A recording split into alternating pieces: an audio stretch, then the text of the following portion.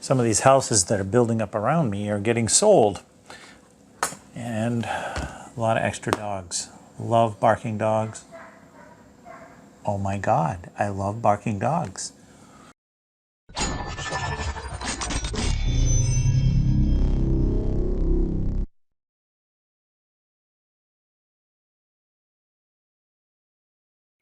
All right, this is the first beer review for the round 1 SJPorr challenge. And this one is November 43-Romeo Delta 1-92 Delta. Right, let's get a cracking on it. One of these little short stubby bottles. Oh, let's go this way. See, I did it again. All right, so it looks like I can pour a little heavy with this. And looks like all the kids are going in the pool. Okay, just a little sediment on the bottom. Oh, right off the bat, it's a darker beer. It's cloudy. And this is supposed to be American Amber Ale, toasted coconut and lactose. All right, so it has very scant looking head. I am able to spin it up, so it's probably appropriately carbonated. Otherwise cloudy. Can't see through it really on the drool cam there. Okay, so on the nose, it's got like a big barley wine kind of smell to it. Molasses, oats, no, oats, really? Molasses, malts. I almost detect like a, yeah, like a oxidation thing going on there, but I'll know in the flavor.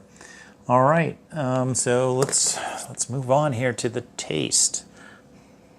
Yeah, so just to follow up on that aroma, I'm not picking up any hops at all, just what I described. All right, taste.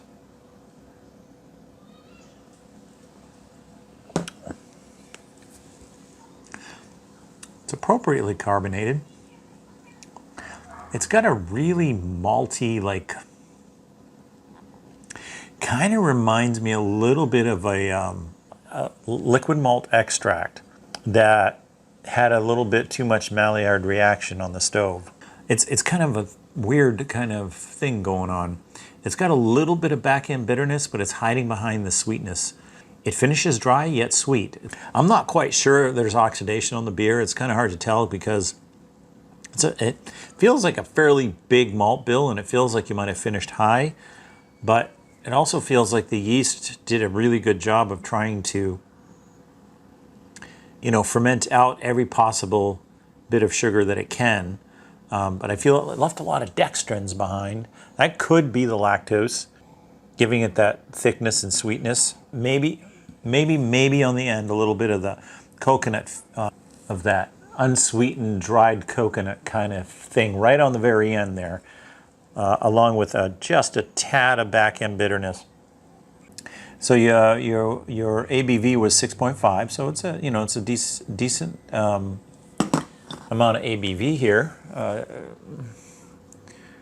Amber ale, strong ale, somewhere in that category. I'm not getting an off, like, fermentation issues. I'm not getting any perceived water profile issues. Something's not balanced on this beer, though. And it's just a little undercarbonated. It's sweet, yet it's drying. It's weird. It's a weird kind of feeling on the beer. It feels like when you're drinking it, it's a big, heavy beer. But it feels light on the tongue. Sweet, almost like a Coca-Cola, with that dark molasses, sort of like Maillard reaction of liquid malt extract. Yeah, I think it's thinking about it now, it's more of toffee. It's like a ton of toffee on this beer. Like kind of a syrupy smell to it. Interesting. Okay, let me grade this up and we'll move on to the next one. Cheers.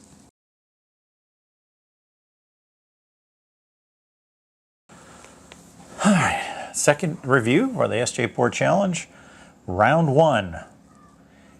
This is Q95.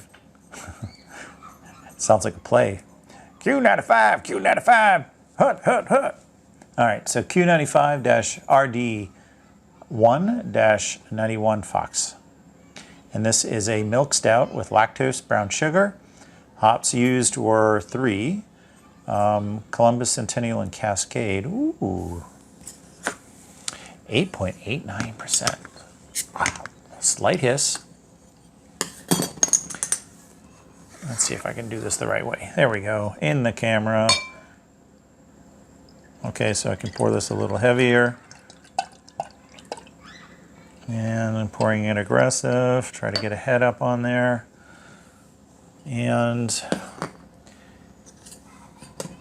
there is a slight head with that seems to be dissipating quickly. The first beer I reviewed was a little undercarbonated. It seemed to be a theme last year where a lot of our SJPorr beers were undercarbonated. I love me a good stout. So I guess this would be considered a milk stout, but I'm picking up some smoke on there. Yeah, milk stout, that's what he wrote down, but I'm picking up like a smoked malt almost.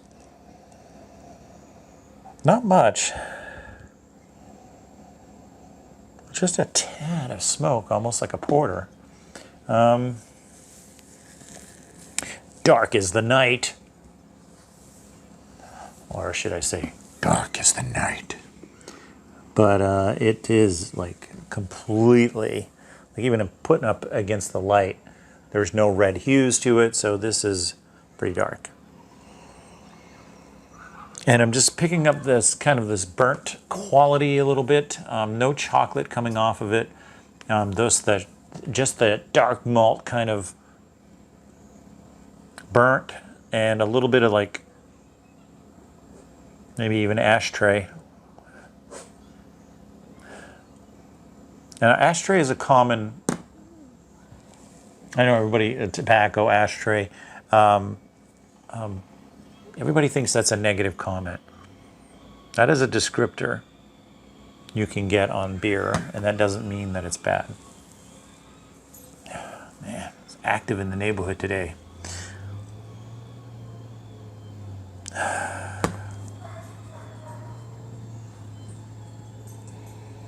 Let's see if I can figure that out.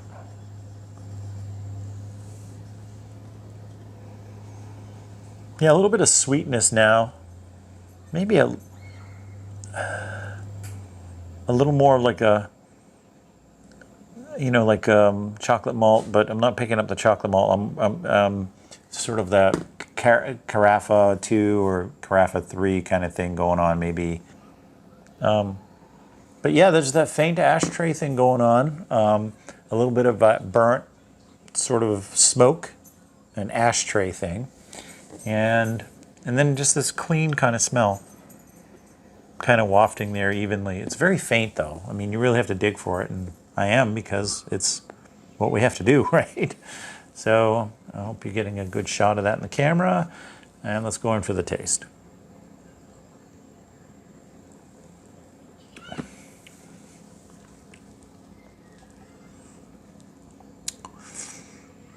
Yeah, that's a big beer, but I don't get any of the alcohol on that. It is kind of drying on the tongue.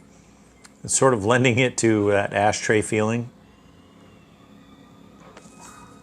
Don't hate me on that comment, by the way. I get that on some really high quality porters, although this is a milk stout. Yeah, it's sweet but drying. And I think what that is, which is brilliant on the brewer's part. So what I think that is I'm not sure that you would have I'm not sure that you capped the mash, but you may have.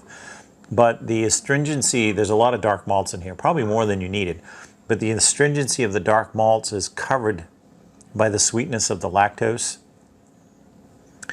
So even though it may, I don't know how it would have finished with the lactose in there, but had the lactose not been in there, it would have been really thin on the end, and that sharpness of the dark malts would have reared their ugly head. But they're not doing that here because of the lactose. So I don't know if that's by design or good fortune. But either way, it's working. You know, the odd thing is, this feels like it's carbonated enough for a milk stout. So I'm trying to figure out why the head is, I mean, not there.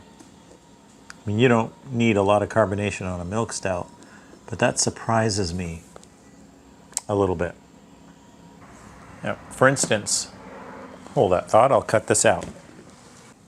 For instance, this is an imperial stout. I think it's pretty much in the same range as yours. But this is what I expect to see on a stout. Let's see where I'm going with this. And this is probably equally as carbonated as yours. But it didn't pull a head up, which surprises me of why that would not pull a head up. Because it's big beer, it's got a lot of malts in it. I'm wondering if you didn't, so like in a milk stout, I don't know if you did this on this recipe, but I always throw in some oats. It just gives it a nice creamy mouthfeel. You can add the lactose too, but you can probably back off if you're going to add oats. That helps with head retention.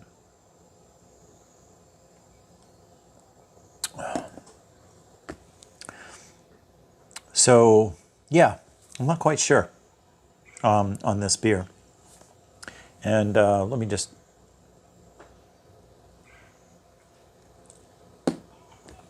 check in the carbonation. Yeah, this one's actually, mine's a little sweeter, but we'll take that. I'm not reviewing my beer. But I wanted to illustrate how weird that is to not have a head on this beer. I'm not sure what that's all about. Okay, I'm going to take down some notes and continue to enjoy this beer. And thank you to the brewer, and cheers.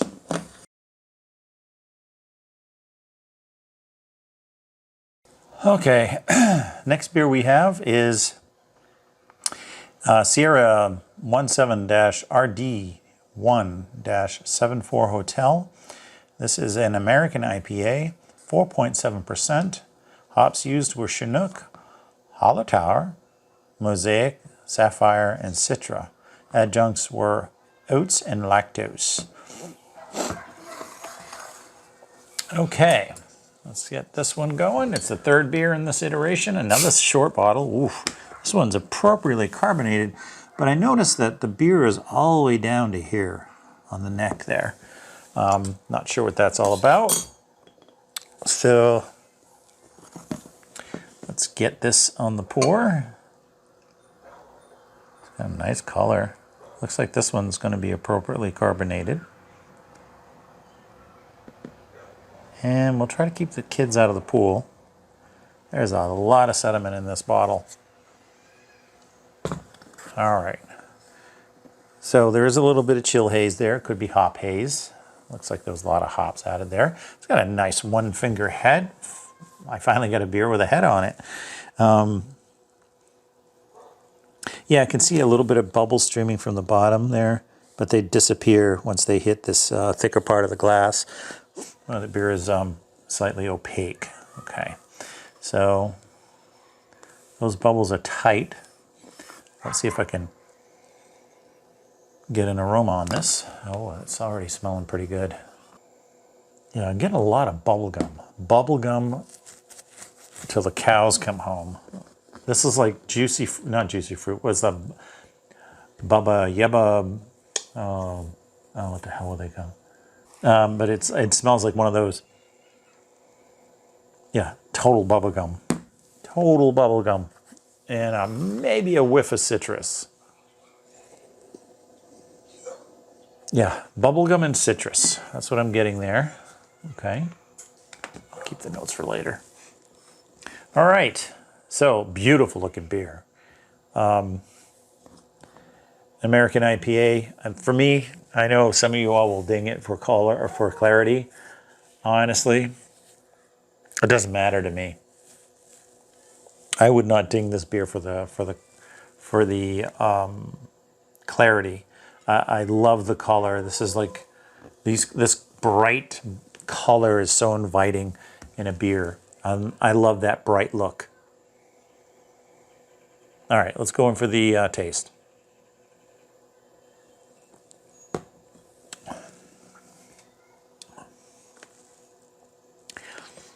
Yeah, so it sets itself up like a,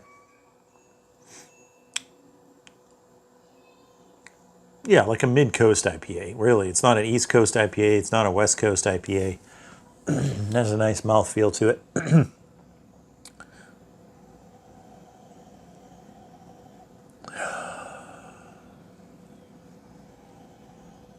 I'm getting a little more of that citrus now that I get that head pulled back down. Let me come in for a little more. So it's got a, quite a bit of back-end bitterness. Not quite a bit. I would say it's got a decent amount of back-end bitterness on this beer. I like that back-end bitterness. It's nice. It has it makes me want to like swallow. It's weird. It's not like a sour, but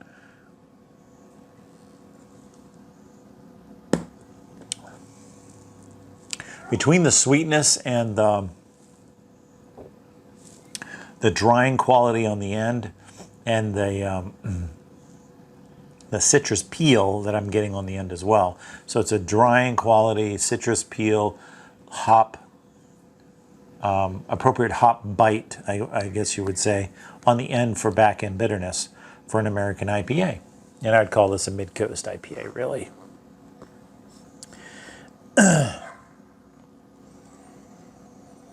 But other than the bubble gum, that bubble gum I picked up when I first opened the bottle, that's kind of faded down now, and I'm getting I'm getting a little more of that citrus that was hiding behind the bubble gum. There's a speck of hops right here. You must have dry hopped.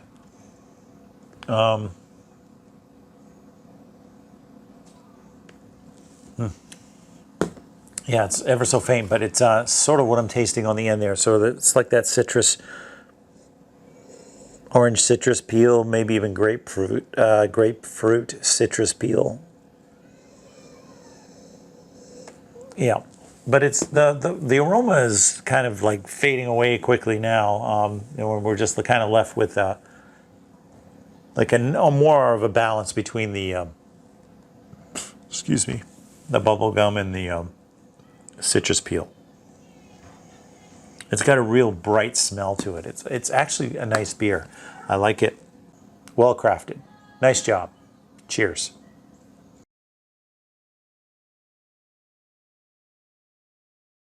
Beer number 4.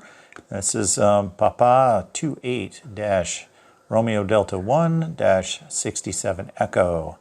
It is an amber ale. The adjunct was caramel, and the hops were Chinook, Willamette, and Eldorado. It's sitting at 4.5%. This sounds interesting. Okay, slight hiss. Looks like it's going to be appropriately carbonated. I don't have the other glass. I broke it. Whoops. Let's turn this on. All right. Oh. Okay, it looks like the second beer now that I've had that's appropriately carbonated. And I'm going to leave the kids back here in the pool. Not in the pool. I'm going to leave the kids not in the pool. They're in the pool house. So yeah, this one's probably even on the just a little bit on the high side on the carbonation, but I don't mind that.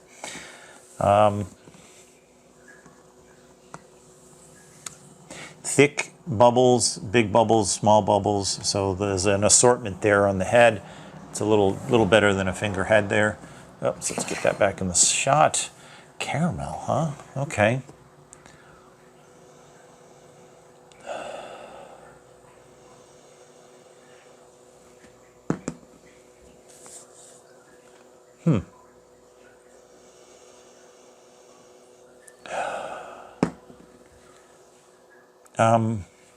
That's interesting. I'm getting a little bit of caramel, but I'm also getting a lot of sulfur. Yeah, so I'm getting more sulfur than caramel, which is curious because I'm not sure where that sulfur would be coming from. And that's not even a it's not even a descriptor typically that you would get on a beer. But yeah, it's sulfur. Just like sulfur, caramel down here somewhere. You really have to search for it. If you didn't tell me there was caramel in there, I would only smell the sulfur. Oh no, I hope that's not a thing in the taste. Okay, I spin up a little more. The sulfur is starting to burn off. And I get a whiff of that caramel. Not much else. It's a beautiful looking beer. All right, let's go in for the taste.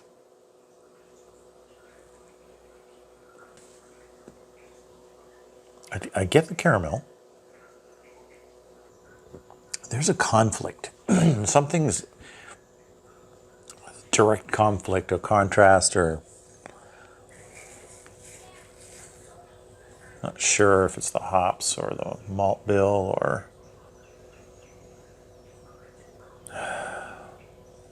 I'd be interested to know how you added caramel to this. I am getting it. I'm getting it on the flavor, but it's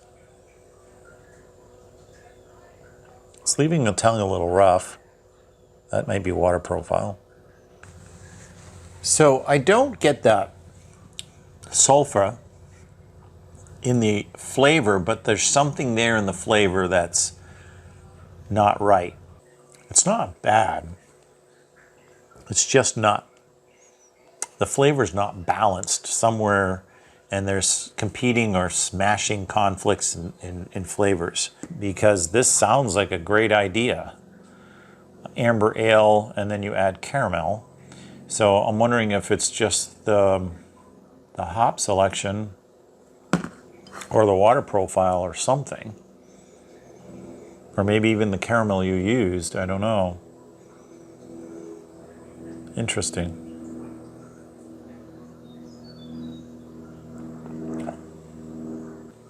Yeah, I don't have much else to add. I'm sorry, I'm just not a fan of this one. I don't like saying that, but it's not a bad beer. It's just not my wheelhouse.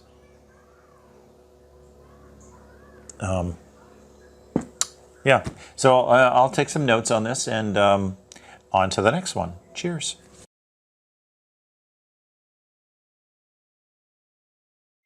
All right, beer number 5, SJPorr Challenge. So this is Mike 72, Romeo Delta 1, 49 Charlie. Oops, I forgot to get my paper on this one. My paper. All right, back on this one. Okay, so this might be, I always wonder, this might be somebody that's new to the SJPorr Challenge, because this is how you would do it if you were to enter in a BJCP. They put it in plastic bags.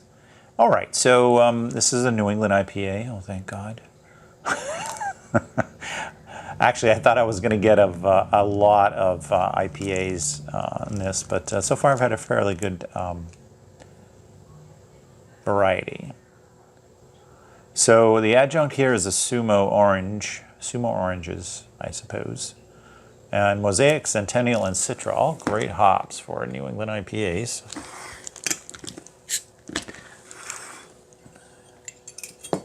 All right, slight hiss. Looks like it might have been bottle filled. with the bottle gun.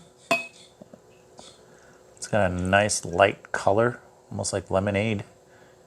It's pouring a little cloudy.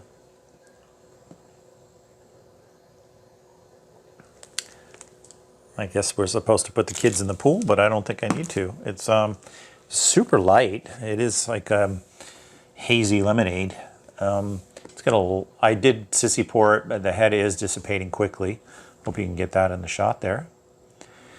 All right, well, let's take a little whiff on this. Yeah, oh, that's nice. So I'm getting like a little bit of mango and melons and ripe fruits. I mean, it's not, you know, it's not blowing you away, but they were there and they're, oh, they're very pleasant. What was this adjunct? Oh yeah, the oranges, right. Oh, a little whiff of vanilla there even. Kind of appropriate for a New England IPA. Yeah, oranges too, yeah, yep. Picking that all up. Not a dig on the brewer or anything, but I think for me, if I was adding orange fruits, I'd make it just a little more on the orange color side, but that's not a dig. It won't go against the beer at all. Just an observation. Yeah, so that's it. Just a hint of vanilla in the back, a clean smell, a bit of orange, ripe fruit, melons, and mangoes. Yep, that's pretty much it. All right, let's go in for the taste.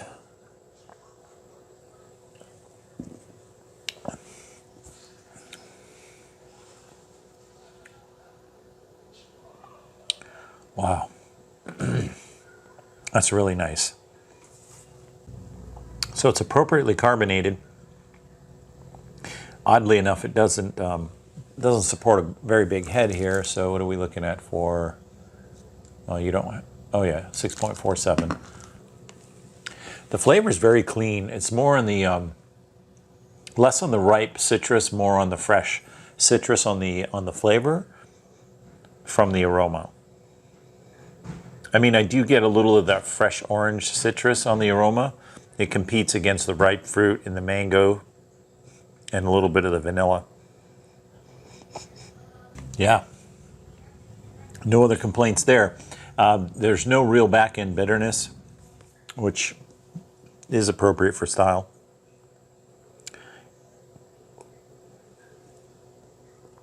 It's a little light on the tongue, but hides that 6.5 basically percent ABV nicely. I don't pick up any alcohol notes. This is easily a crushable beer all day long.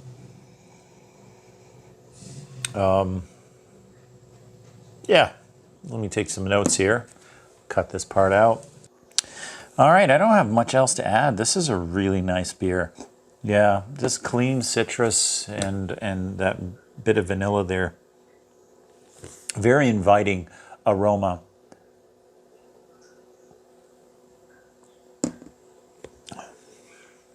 It's really hard sometimes to get a New England IPA aroma to follow the flavor profile. They're hard to line up sometimes just because of the biotransformation, what they do to the hops.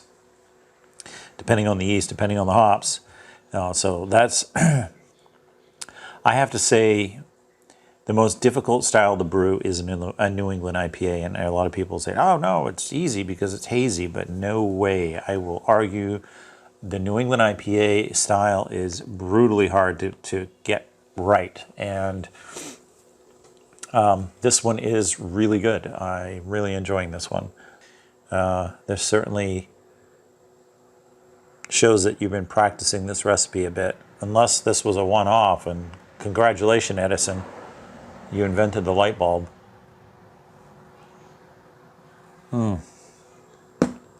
Okay, I'll finish taking my notes. Great beer, thank you.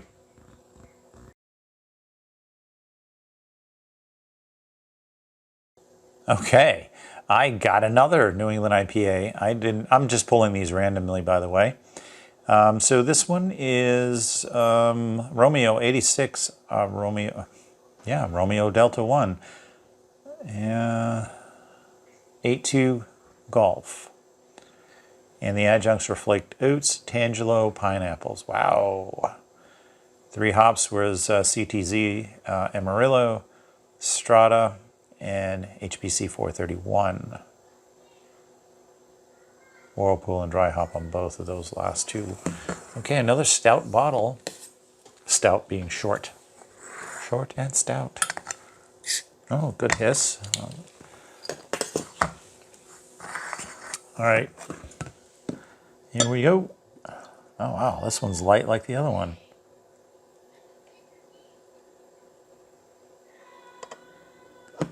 Guess we can put all the kids in the pool here, but didn't look like there was much laying around at the bottom. Okay, let's get that in the shot. This is just a little more on the orange side than the other one I just did, the last one you saw.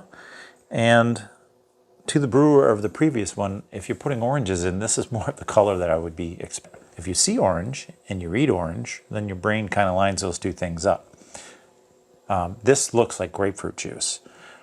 Perfect for an IPA, a New England IPA. Oh my God, that is amazing.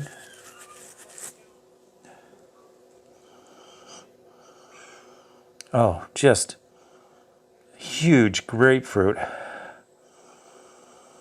Yeah, huge grapefruit. What did he put in there for fruit? Because I'm picking up all kinds of fruit. The tangelo, the pineapple, yeah. Ripe fruits and tangelos, yeah. Pineapples and the hops that you selected are just supporting that perfectly. Oh my. Well, on the aroma, I believe we have a contender. And that, my friend, is a high score. Wow. That is a beautifully smelling beer. Keep doing that.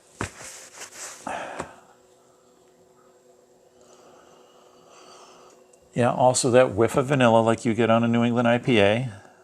Just a hint in the background. With a nice fruit basket, which you did put food in here, so that's good. Let's go in for the taste.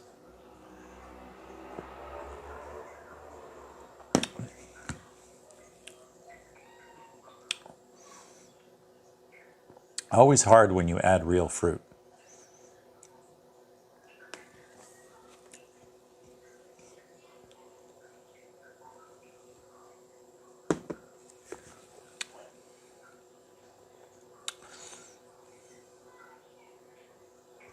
Well-made beer.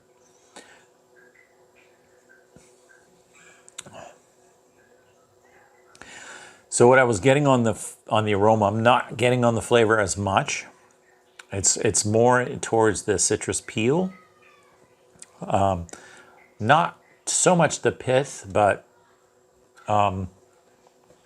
definitely a citrus peel effect going on. It's a little drying on the tongue on the end. I mean, that could be water profile. If you you have to flip the ratios on New England IPAs. I'm sure you did it. I just don't know if it was a 2-to-1.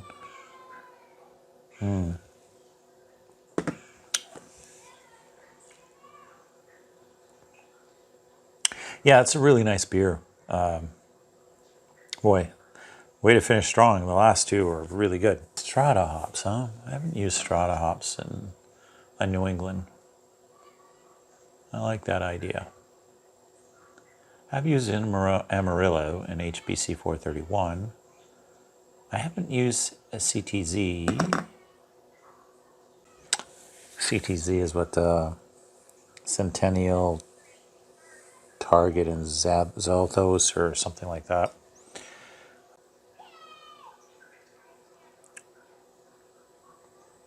Yeah, 7%. I don't think I mentioned that when I read the label. 7% beer. No alcohol at all. None. It's very crushable, very easy to drink. A little drying on the tongue, like the previous one was. It's not soft on the tongue, so it's just a little drying, but no real back end bitterness, which is certainly appropriate for New England IPA. But the aroma on this is to die for. Yeah, I have nothing to offer on this, how to improve it, because it's a great beer on its own. I'm sure for the SJPorr challenge you added Tangelo and pineapple. I'm wondering if you normally do that when you brew this beer, because you have to be pretty happy with this. I would be too.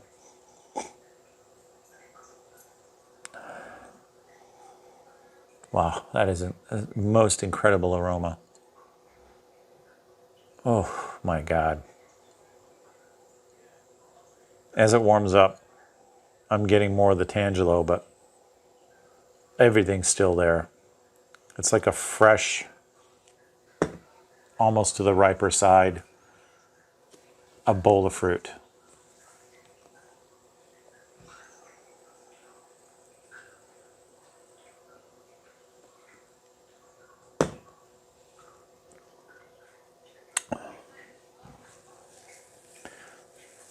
Yeah.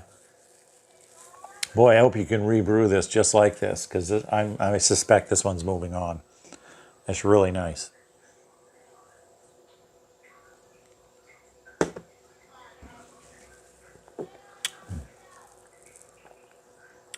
Well, okay.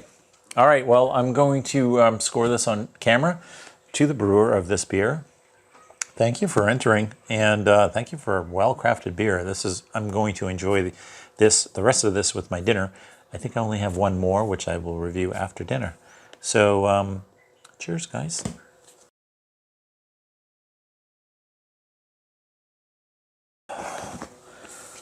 All right, last beer for the SJPorr Challenge Round 1, and this beer is Kilo 31 Romeo Delta 1 23 Bravo. And it is a pale ale with lime zest, sweet orange peel. The hops used was Magnum, Galaxy, and Citra, 6.5%. That's a big pale ale. Right? Slight hiss. Had I been reading the labels, I probably would have picked this one first, just because everybody likes a good pale ale. I want to pour a little more aggressively because it doesn't look like it's going to spin up much of a head. And damn it, I should have left the kids in there. But I put some in the pool, and so it was pouring fairly clear. But then I got it a little cloudy with the sediment that went down in there. So I'm not going to ding you for either way, cloudy or not cloudy or clear. The presentation is a beautiful color. I'm a little disappointed on the head and the carbonation perhaps, but we'll see on the carbonation. I've gotten a few of the beers today in this round that have had very little head, and this surprises me. Okay, so wow, lime zest. Yeah, it's almost like yeah, I'm definitely getting the lime zest. That's for sure. Yeah, so lime zest, and the funny thing about lime zest is that sometimes it comes off like salty. I don't know if it's a thing in our brain when we think of lime and Jose Cuervo, and then salt on the margarita. Not sure. I don't know if that's an association thing. I'm certainly probably being fooled. I don't think there's any salt in there. But I think the lime zest really takes center stage here. I'm not getting anything else really. 6.5%. Oh, that's in the strong ale range, isn't it? Oh man, that is super inviting aroma. So no off aromas there. Real clean smell. Definitely get the lime zest. Not sure if I'm getting anything else there. Sweet orange peel. I don't really ever get that on the aroma. I usually get that in the flavor. Let's hope it doesn't turn out to be a pithy kind of thing. That's usually what's happened to me in the past when I've tried orange peel. All right, let's go in for the taste. Let me try it again. So it's slightly undercarbonated. That might be part of the head retention. The lime zest may be killing that too. But there's a conflict and contrast in flavors. So I think that maybe the lime zest and the orange peel are two competing or contrasting, that's the word, contrasting flavor profiles. And I pick it up more in the flavor than I do in the aroma. And the aroma really kind of just almost smells a little like a margarita. And then